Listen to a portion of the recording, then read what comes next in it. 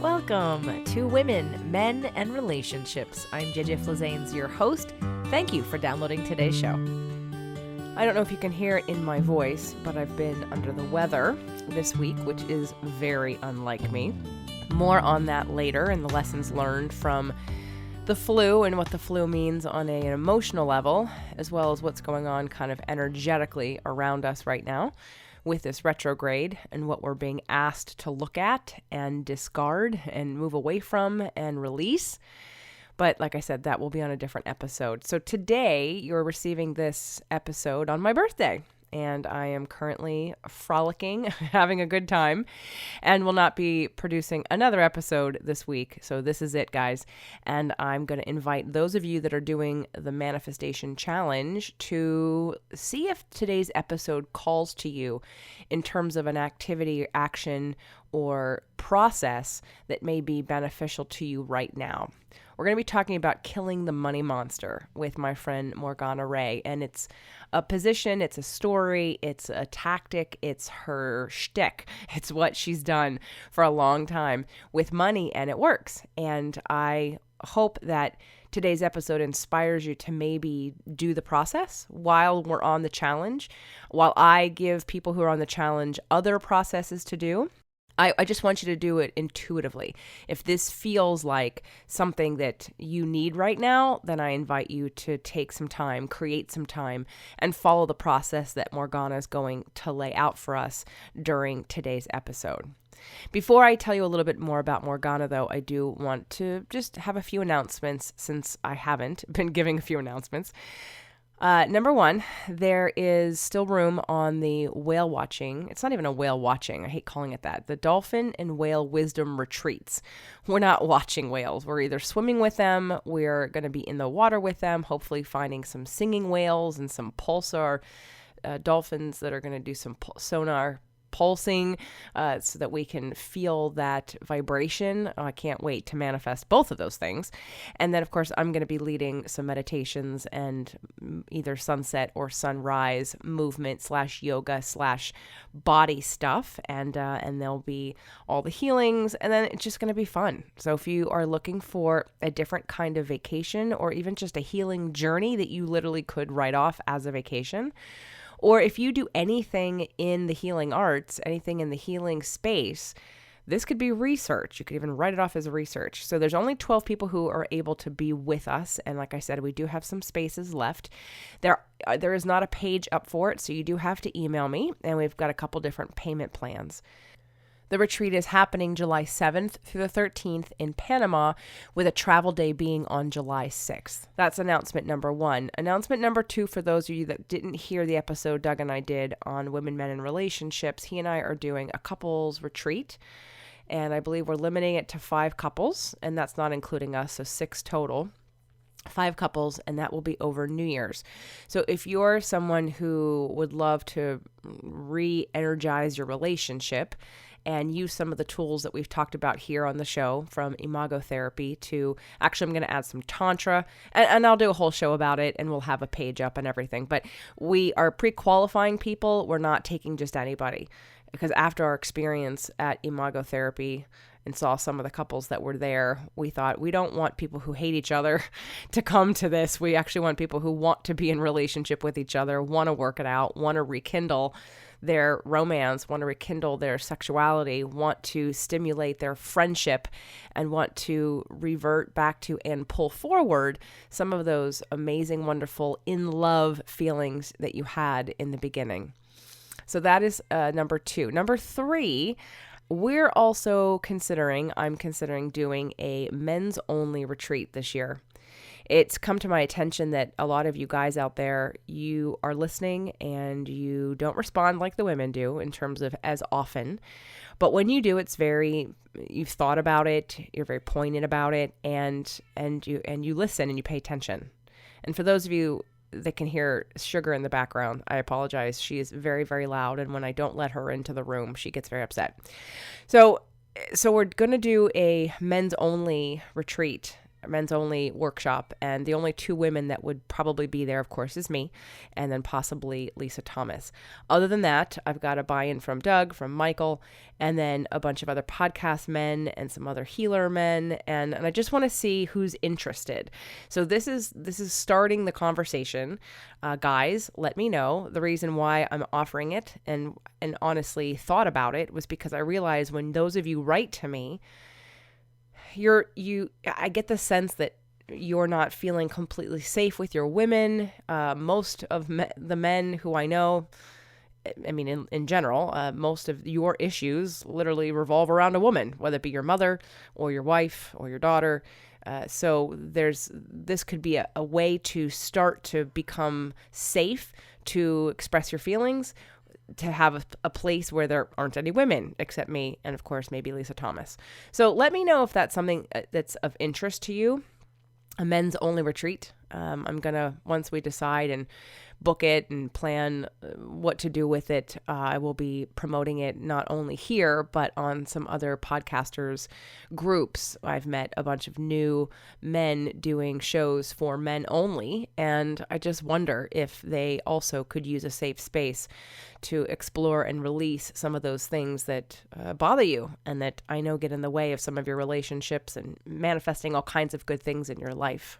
So let's get on to today's show. We're killing the money monster. Money goddess Morgana Rae is a 10-time international #1 best-selling author with over 23 years as a pioneer in personal development.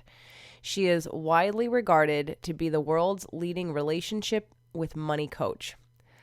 A guest expert on ABC, NBC, Fox News, Yahoo Finance, The Wall Street Journal, Coast to Coast Radio, and hundreds more, Morgana's fans call her the money goddess because of many documented stories of clients manifesting unexpected income of hundreds, thousands, tens of thousands, even hundreds of thousands, even over $1 million within hours of changing their relationship with money.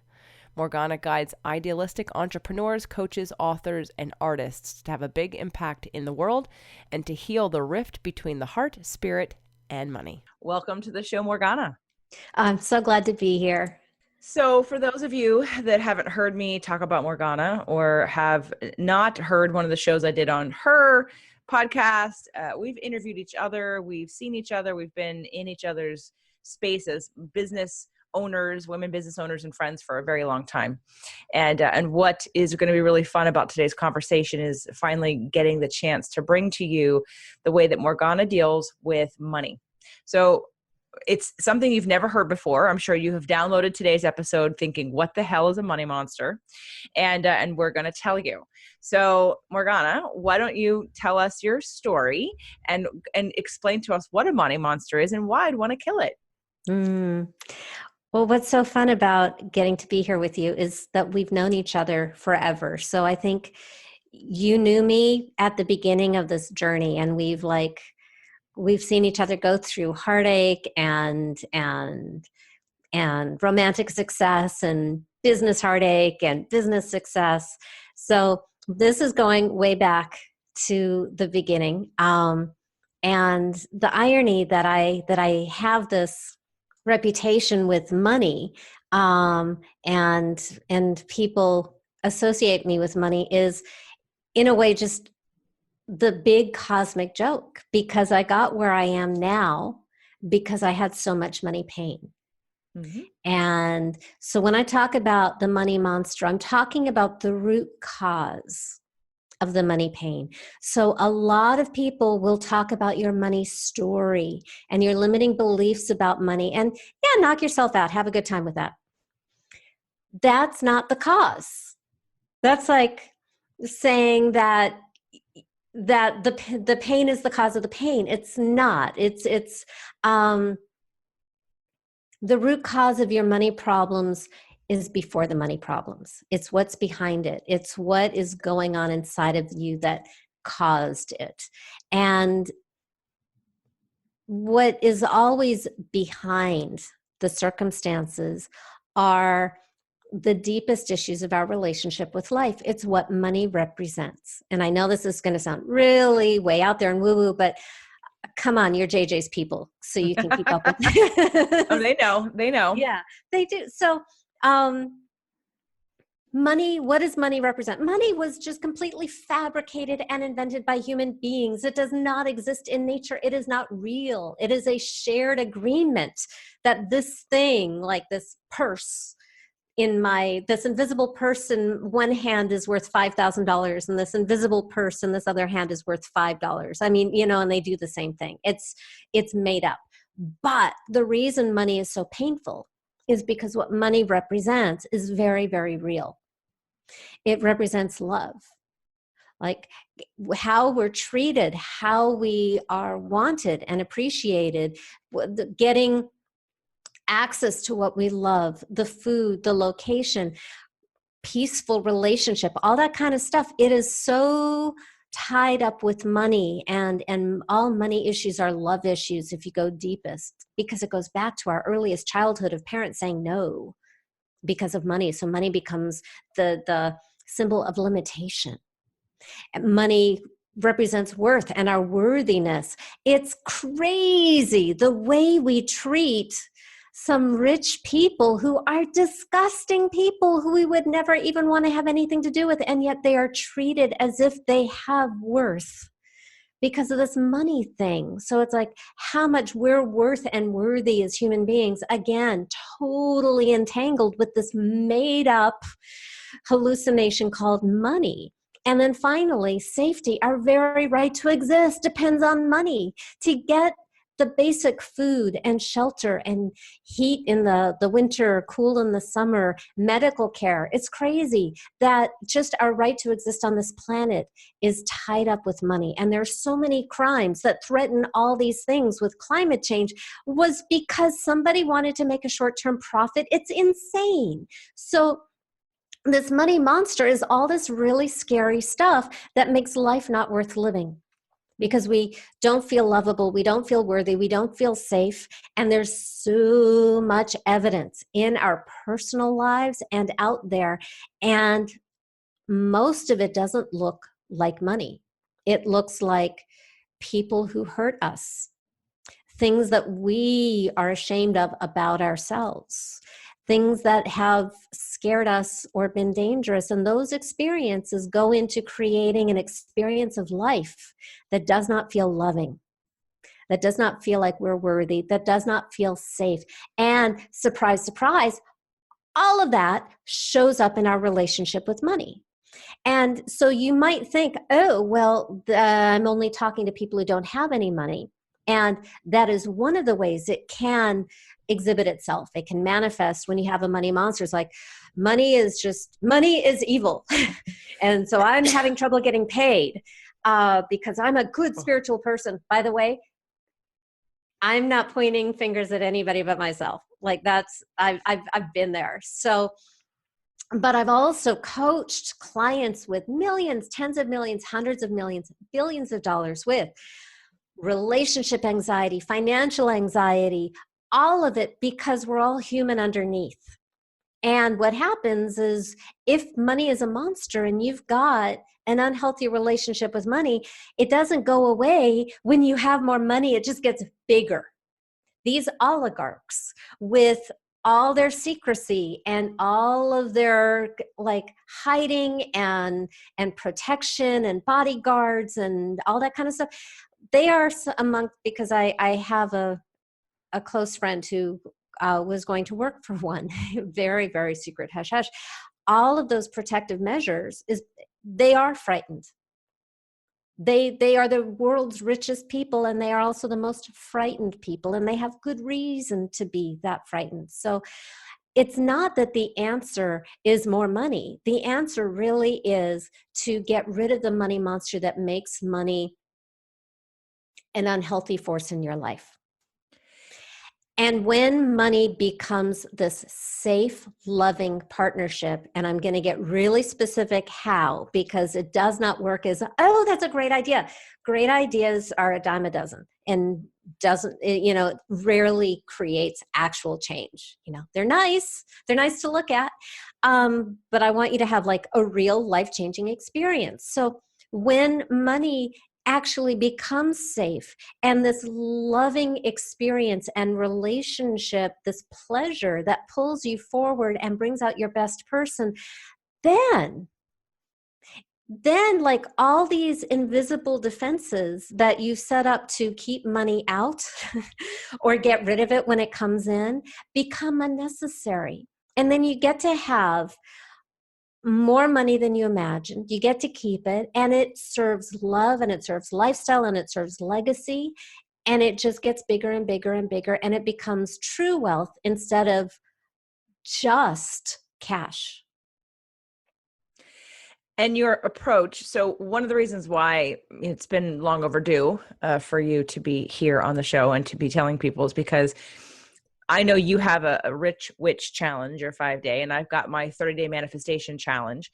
And actually, that means that we will probably be publishing the show during that challenge or before that challenge, because it is such a new way for people to think about how they deal with money. And again, money is a person. And I know your story is going after coach after coach after coach and really not having it work until you treated money as a relationship. So are we going to go down that path right now?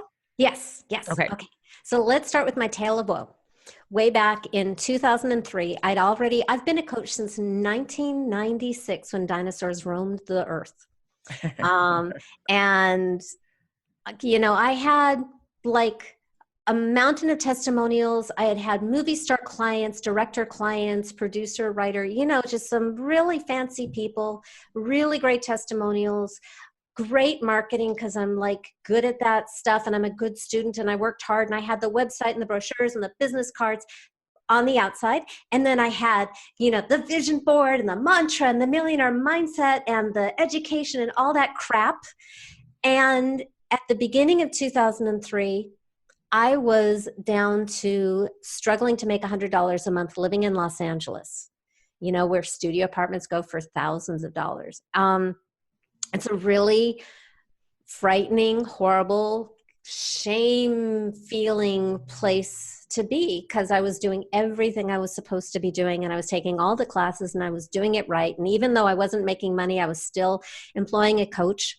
And I'd taken one more class on how to overcome sales objections because I thought that would be the answer. And that's that class where they teach you what to say when somebody says, I can't afford it or I don't have time. They have scripts and you wouldn't, and I did everything I was supposed to do. And I overcame the objections, and 7 people in a row didn't show up for our call and didn't pay.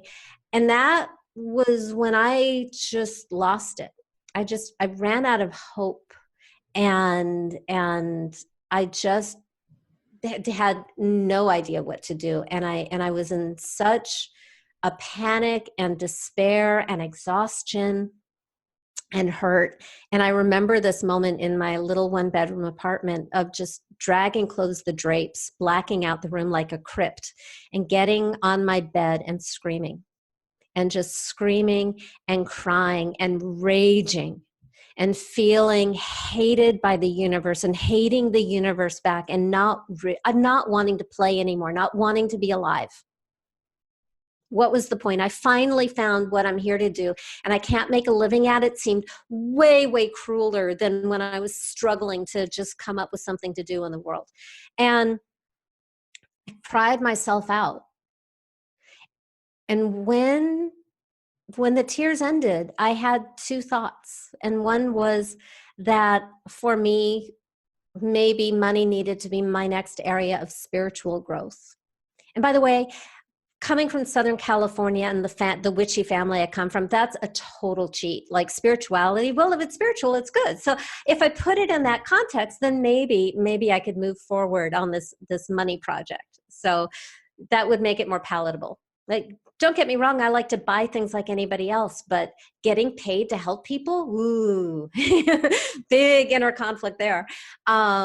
Which if you think about it, so what does that mean? People should only get paid to harm people? Well, that then all the healers are screwed. And the other thing was I got curious what was inside of me that couldn't be with money. And I'd never had that thought before. And things changed really rapidly after that. That is not when it changed, but this is what set it up. And it was really lucky that I was in so much pain and despair because that made me ready for a really easy, dramatic change because like all the hard work was already there. So soon after that, I can't remember if it was a day or two, I had my next session with my coach. Great coach. I'd been working with him for months, doing everything he said, and I wasn't getting results, and it wasn't his fault. And it wasn't really my fault either. It was just, it's horrible. Not only am I not making money, but I'm throwing, investing, and nothing's coming back. So it's like a double whammy. But in that moment, it's like something in the universe changed. And he got this moment of inspiration and asked me a really weird question that changed my life forever.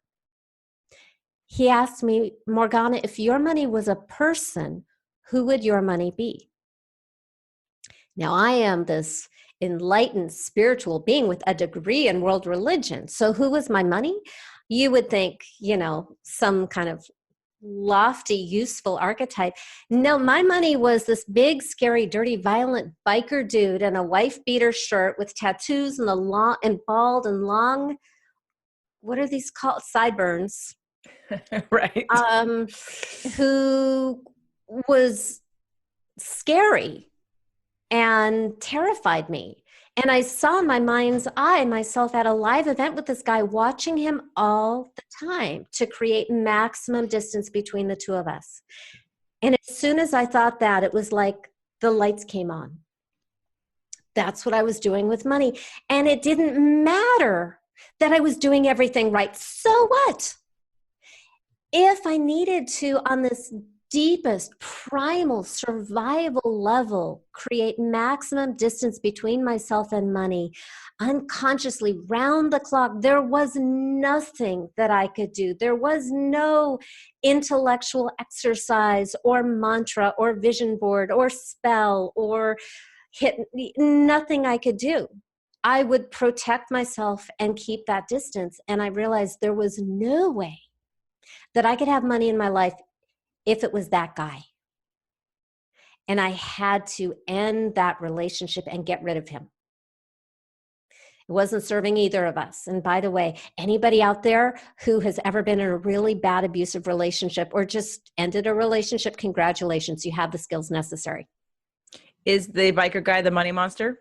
That was my money monster. That was the first one. Oh. That was the first one.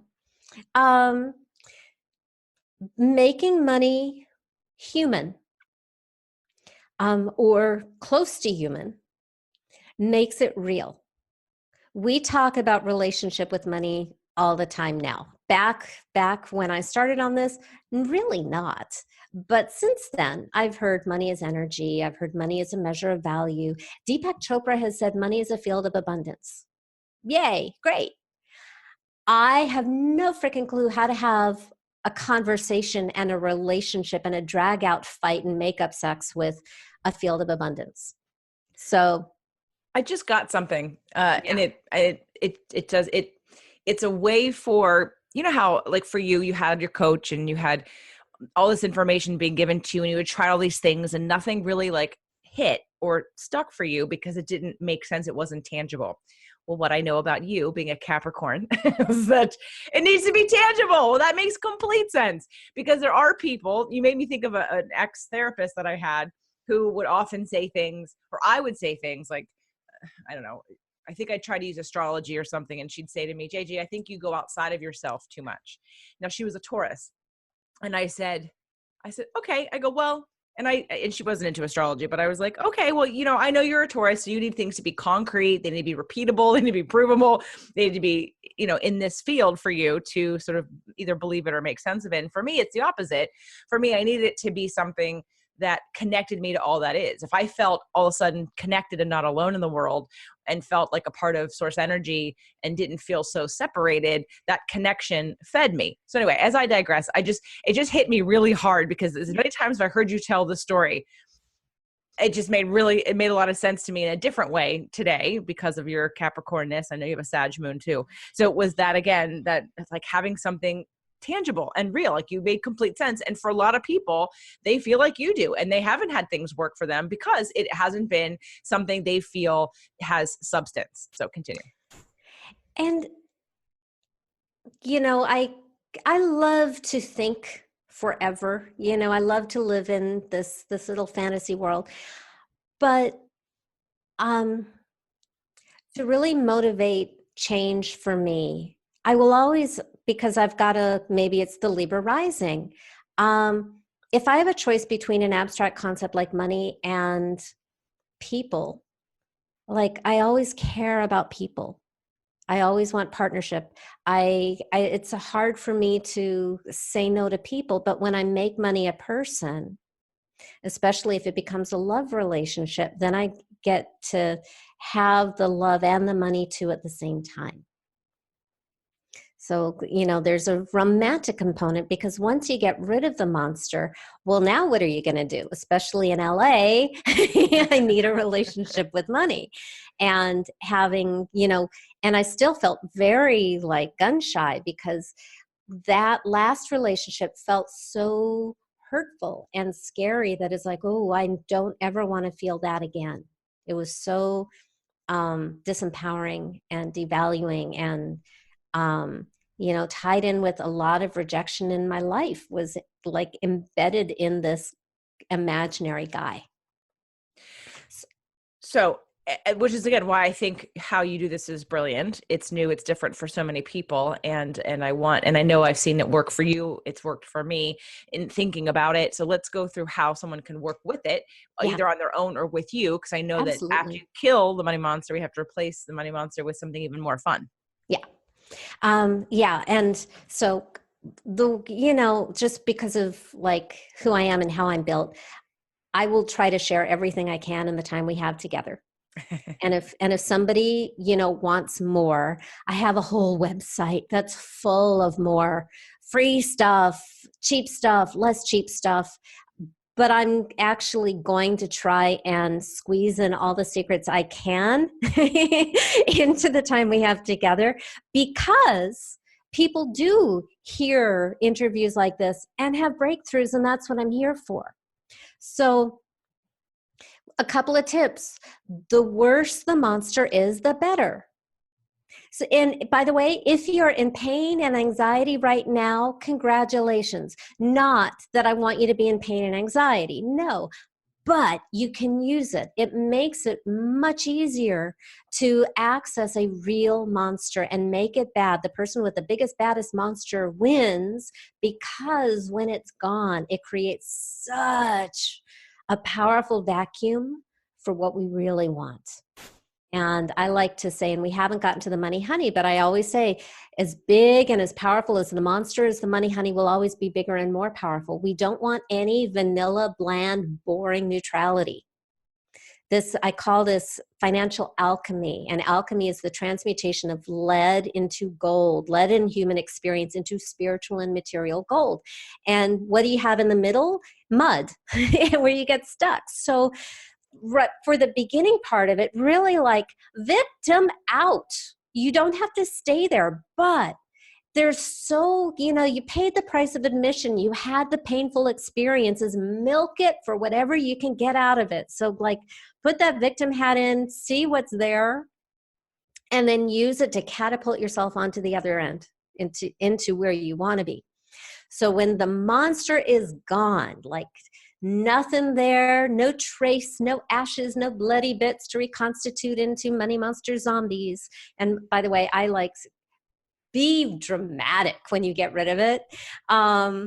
It creates great energy, because when it's gone, all that exists in the world is love, because the monster is everything that isn't love. And so what I call the money honey is actually a loving relationship with life and yourself. And I call it money because money is that area of life that needs our love and healing. But it ripples into loving your body and loving yourself and getting better human relationships too, because you're changing.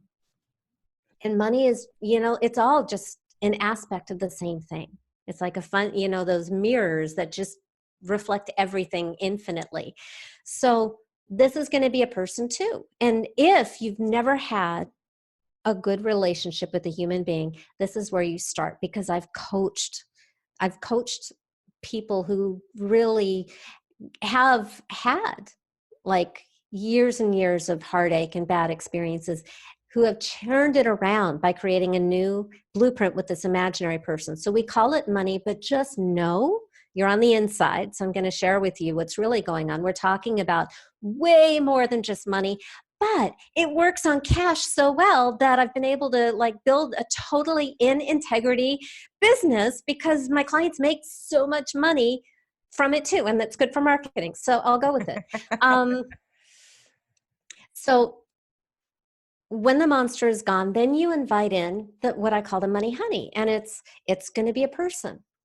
And what works best, and I'm just leapfrogging you over years of experimentation with this and, you know, thousands of clients, what works best is a lover archetype, meaning if you like girls, your money honey is probably going to be a girl. If you like guys, your money honey is probably going to be a guy. And then the person's going to be cute and is going to love you more than anybody in the world.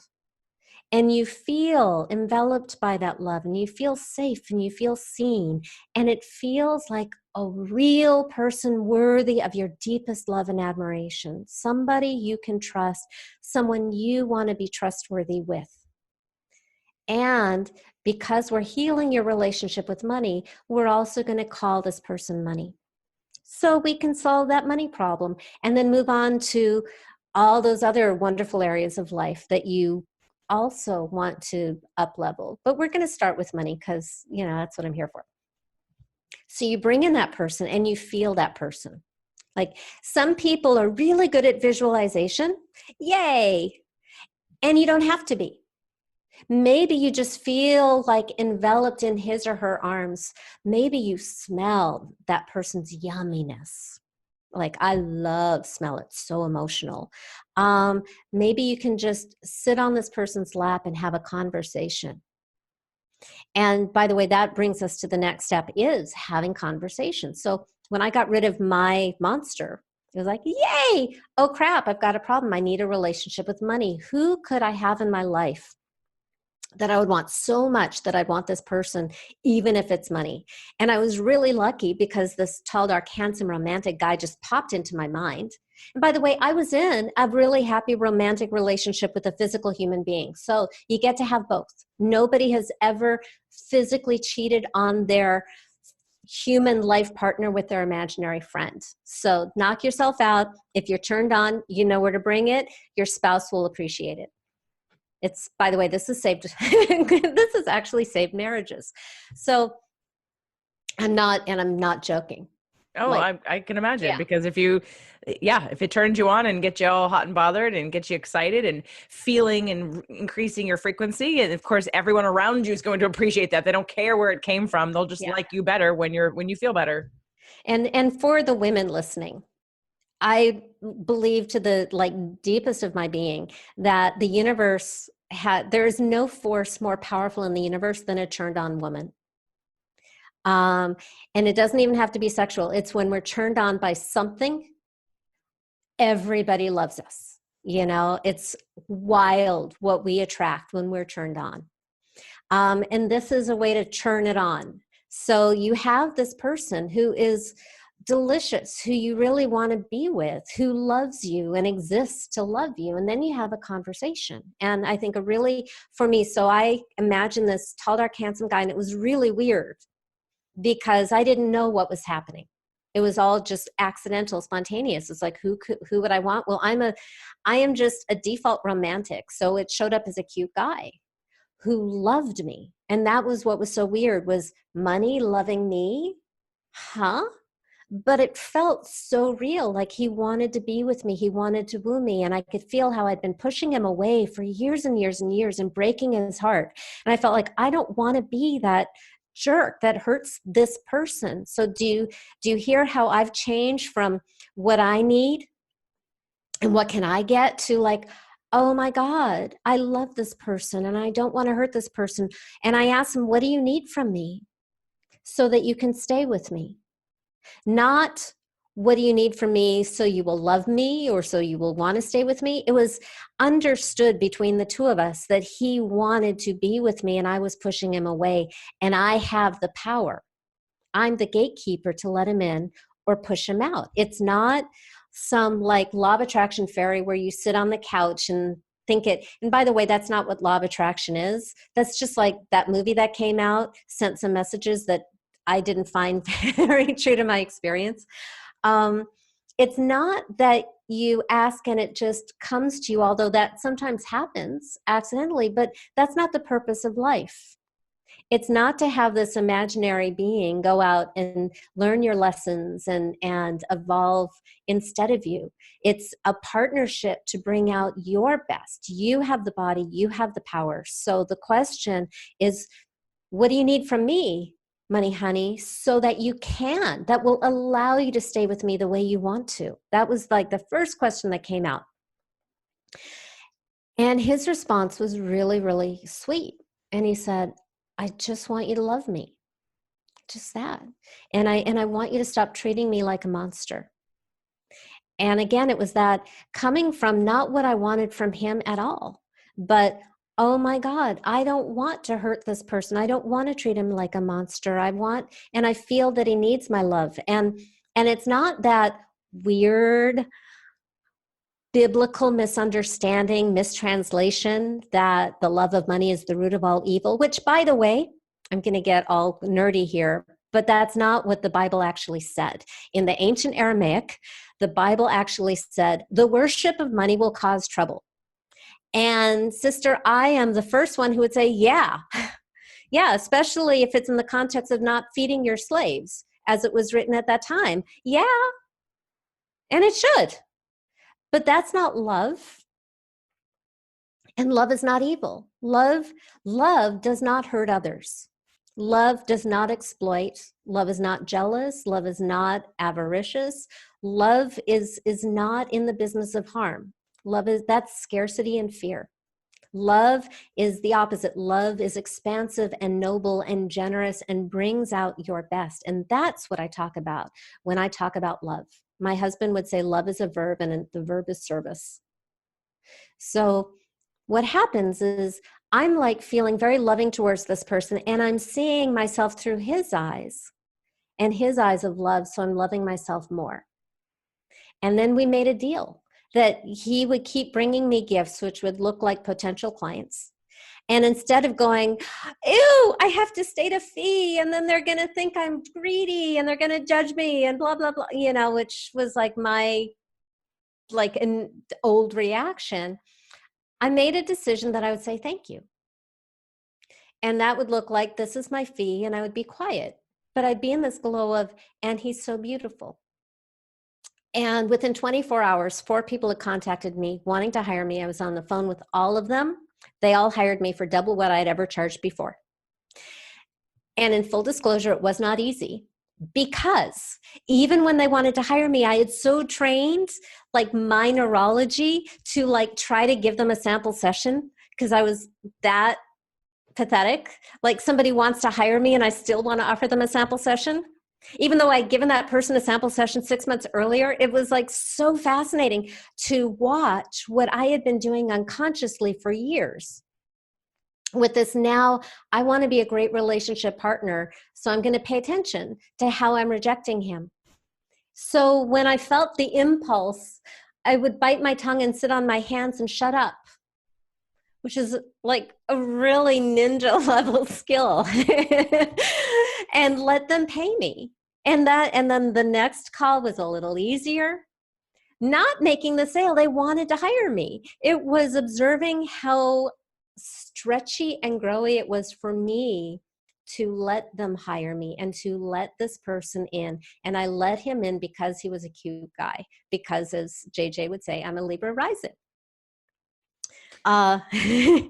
So and the reason, we start with the money monster is because you can't have both at the same time. The monster will block the money honey. You have to make a conscious decision to reject that desire to die, that desire to reject yourself. And that's money monster stuff. You really need to do the work to clean it out so that there is space for like the full impact of the relationship with the honey. And I know sometimes you tell people how to do that. Obviously, if they need more help, they'd be best to get on one of your programs or to call you. Yeah. But in the, let's simplify it down to how can I start changing that? I share the story first, and now I'm going to share the steps that were in the story. I share the story because it gives context and it gives meaning to what I'm going to tell you next. So we start with step number 1 is uncover the root cause. And I kind of was laying the groundwork for that. The root cause is look at whatever in your life has ever made you feel unlovable, unworthy, or unsafe, especially stuff that doesn't have to do with money. Like if you had an eating disorder, or if you had an accident, or if you had an abusive parent or teacher or schoolmate, or you were rejected by somebody, or any of that stuff. Especially the stuff that doesn't look like it has to do with money really does, because it's love, worth, and safety. That's step number 1. And it's like being a lawyer, you don't have to get all of it. Just get a critical mass that it's like, oh, okay, I feel it. This is horrible. And by the way, I think that's the hardest step, especially for us positive thinkers, where it's like, yeah, but it's so much harder for somebody else. This is your monster. And it will kill you if you don't address it. So uncover enough of this ick in your life and the world. And then in a leap of creative imagination, step number 2 is let's pretend that all of this awfulness in life is the work of some imaginary master villain who happens to be your relationship with money and your money monster, who has singled you out in all the world for like his attention to torture and destroy. And if you have kids, he's coming for your kids. And by the way, that'll motivate moms and dads in a way that like we can tolerate stuff for ourselves, but you don't touch the kids. That's step number 2 is personify the root cause is the money monster. Step number 3, and as I illustrated in my story, the money monster, you want to make it as real and human and believable as possible, but also terrifying and all bad. And there is sometimes a temptation to make it one of your parents or somebody like that. Your parents gave you life, and you're not really going to kill your parents in real life, so let's not make it your parents. I just don't think that's healthy. I know there's some other programs that have you pretend to kill your parents. Not mine. Not my thing. But the money monster could be like the evil puppeteer who used your parents to hurt you.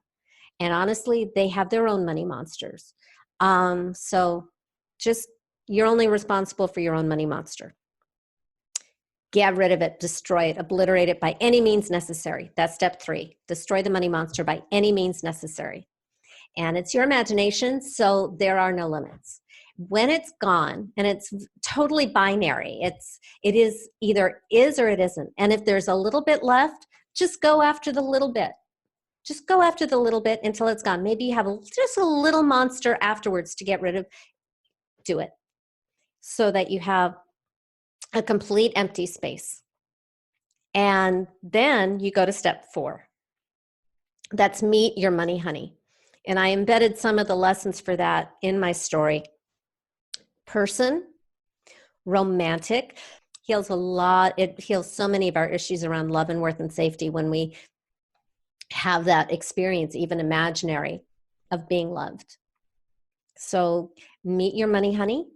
I don't say create, I used to like 15 years ago, but now I like it when the person isn't who you expect, but is still appealing to you. Maybe has a sense of humor, but is like his own or her own person. Very often it feels like this person is very familiar, like he's been there or she's been there for a really long time, and you're just discovering this person now. That's step number 4. Step number 5 is dialogue with your money honey. And I gave you an example of a great question to start with. What do you need so that you can stay with me?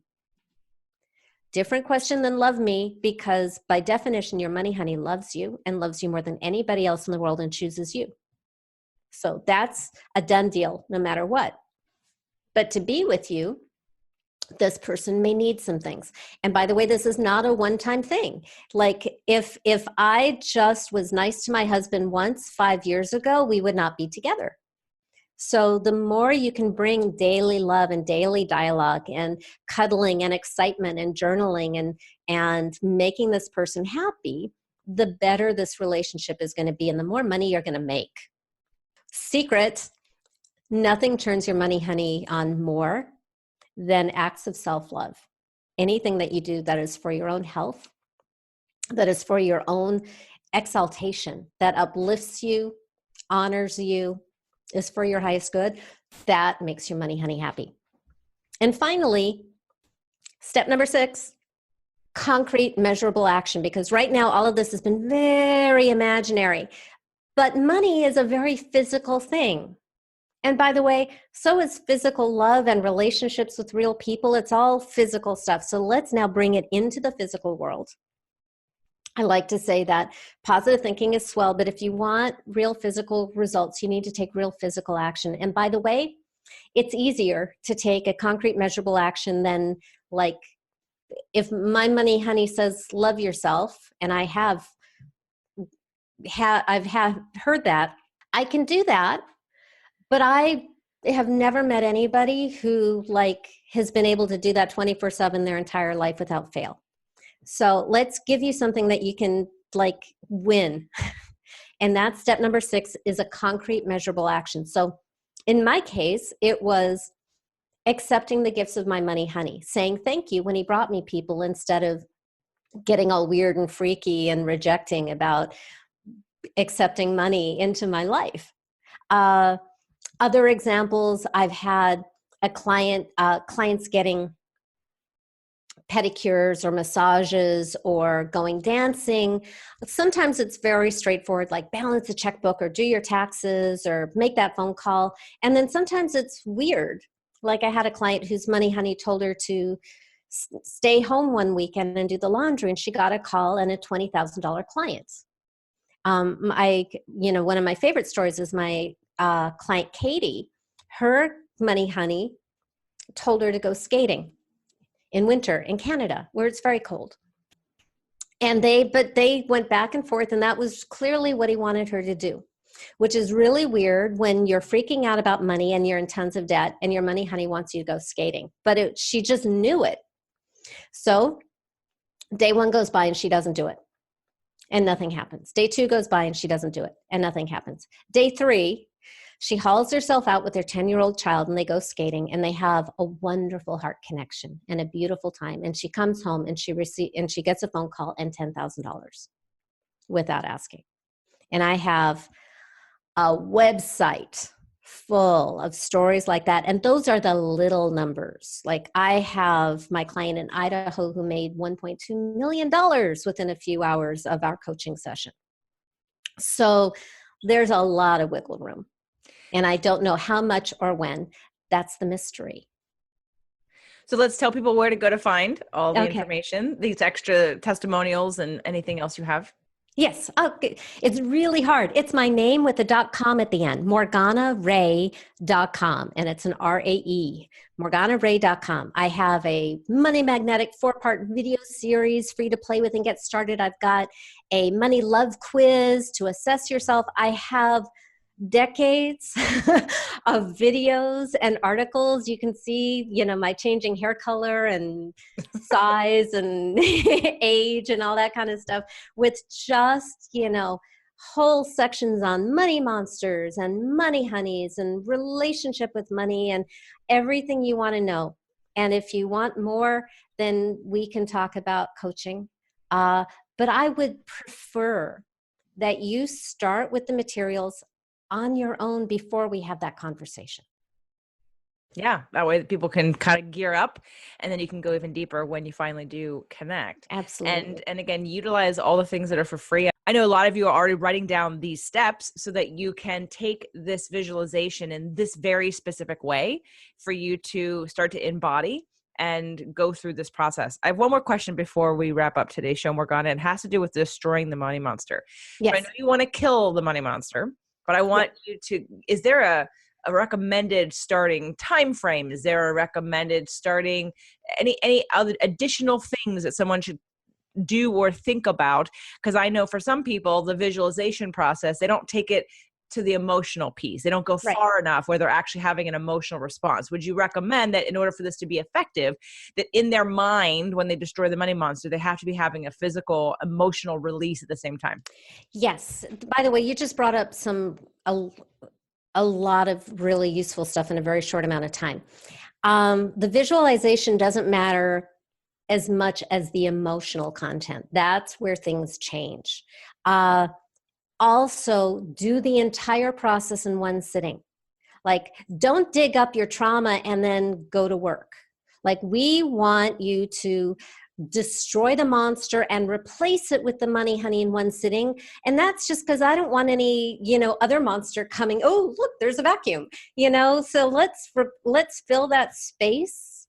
But there's this dynamic, there's a lot of energy available, there's this neuroplasticity because you're having such a heightened experience when you kill the monster that it allows you to rewire your brain and have it stick and not just be some shallow idea. Also, because it is such a deep and emotional experience, and you may be like thinking about some difficult stuff and bringing up some scary emotions, and I'm not here to re-traumatize anybody. And so what I recommend is to create safety. If you're going to take yourself through the process without me, what you can do is find a safe, silent witness, a confidant, and safety, capital S, change happens at the speed of safety, who will just be there quietly while you talk yourself into where you need to be. Because having somebody loving and quiet and respectful who's not interfering with your process is like having a lifeline out to the other side.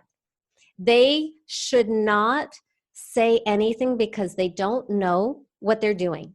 They know what they're doing, but they don't know this process and they don't know how to guide you through it. So you are a better expert at guiding yourself through it. I know what to listen for and how to bring somebody out the other side. But I do know that because I'm not coachable, because I created this and I have to coach myself through it.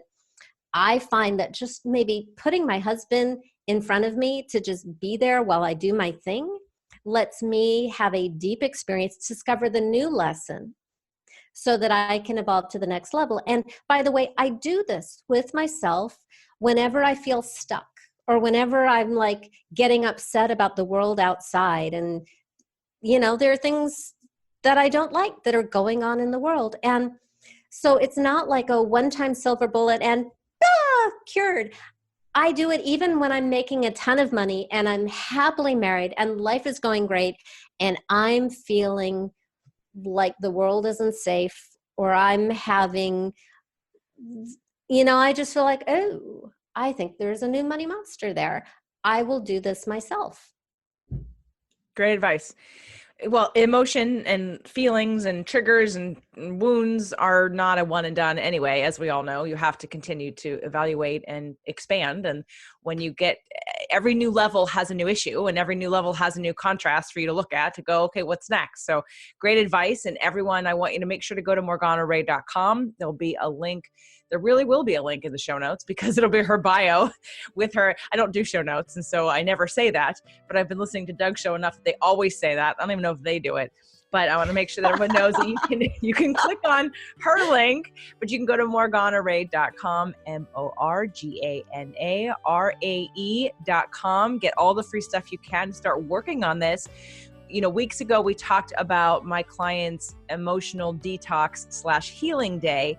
This would be a perfect structure for a lot of you with money issues to do a healing day, quote, detox day with this exact step-by-step process. So I invite you to do that. Reach out to Morgana, become a part of her community as well.